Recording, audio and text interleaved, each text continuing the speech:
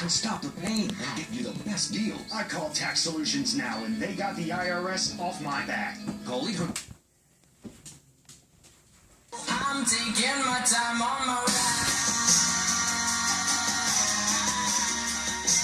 This Sunday on Fox News, we all witnessed Hillary Clinton tell another lie.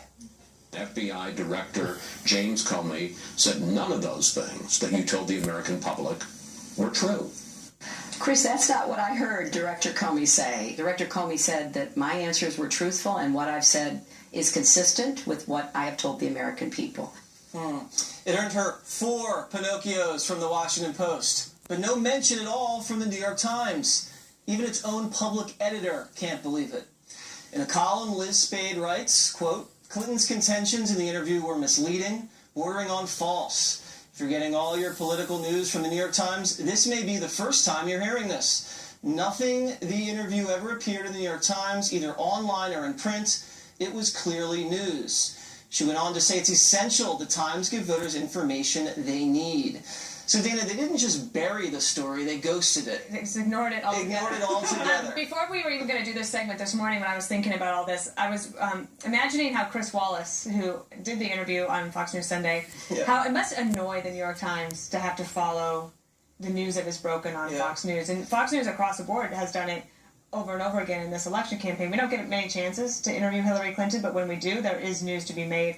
Now, there was coverage of this in lots of other places, and I think that's why the public editor said, hey, why, if the Washington Post goes ahead and does a fact check by that afternoon, I mean, it only took them about 3 hours to turn out a fact check that said Hillary Clinton earned 4 Pinocchios for her interview on this, but at the same time, there was other news going on.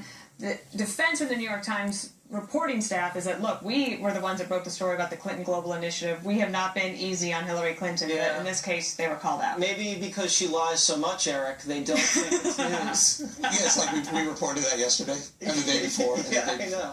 Look, I think the most relevant point to be made is that if it were Trump making a big old lie, a bold-faced lie like that, I'm guessing the New York Times would highlight it. Right. Maybe even put it on their front page. Maybe some of the other newspapers would too. But I think Chris Wallace was good. He went after her. He followed up. He followed up with videotape. I think he did a nice job of it. Yeah. Well, it's not only just this. I mean, you had chanting during the law enforcement moment of silence at the DNC by Black Lives Matter people. I don't think the New York Times ever touched on that. You had Hillary now campaigning with 3 billionaires last week, you know, Buffett and Cuban and all these guys.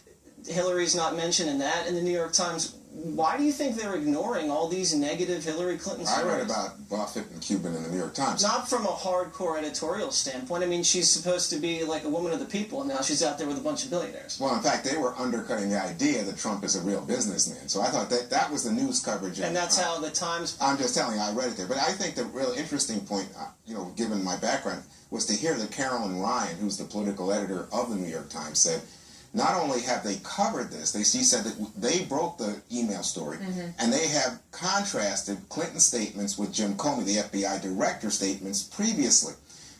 So she thought it wasn't necessary. I thought that was interesting, because if I had been the political editor, I would have said, we made a mistake. I think this was deserving of additional coverage, even by the standard that Ryan said. So I was kind of struck by it, and I don't understand.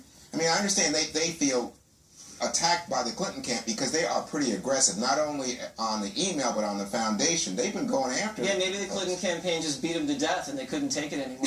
Just besides the politics, this is the first woman nominee for either party. This is the first interview she's given since becoming the nominee. That's a historic event. Don't you think they should cover it just on that alone? They should have covered it. I don't think it matters, though, because I think most people know she's a liar. I don't think the question is Hillary Clinton a liar? She's lied repeatedly on Benghazi, on her emails. I think the question is, do you care? And is the assumption made that all politicians are liars, so who cares? Or are you looking at this and saying there's a character issue here, I simply cannot vote for her, I'm going to stay home or write in somebody else, and I just can't vote for this woman? So, like I've said, people, I think, have formed their opinion of Hillary Clinton already, and they're either incapable of voting for her because she's a liar, or they don't mind that she's a liar and they're going to vote for her no matter what happens. Yeah, they'd rather have a liar than Trump as president.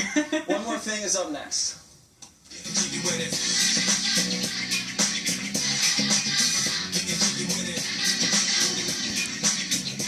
Olympics Olympic-related one. It's just around the corner. Friday night kicks it off. And there's an American named Raven Saunders, and she's a 3-time college champion in the shot put. See, there she is right there. She went to Ole Miss. She earned a ticket to Rio. She's going to be on the U.S. Olympic team, but her family wasn't able to afford it. So her mom, Clarissa, works for Krispy Kreme, and they decided to do a fundraiser. They donated $1 for every dozen donuts. Anyway, they set out a bucket. You could donate additional and the money. And the great news is that her family is going to get to go to Rio to see Raven do the shot put. Here's some sound from her and her aunt. We're here today trying to raise money to help us go to Rio to represent our daughter. We will be there so that she can see Sacramento. It's just incredible. Without the support of our local community and our friends worldwide, we wouldn't have been able to do this. I love the sports, but I also love all these great family stories. So good luck to you, Raven. We'll be cheering you on. Eric. That's cool. So Donald Trump says he's the law and order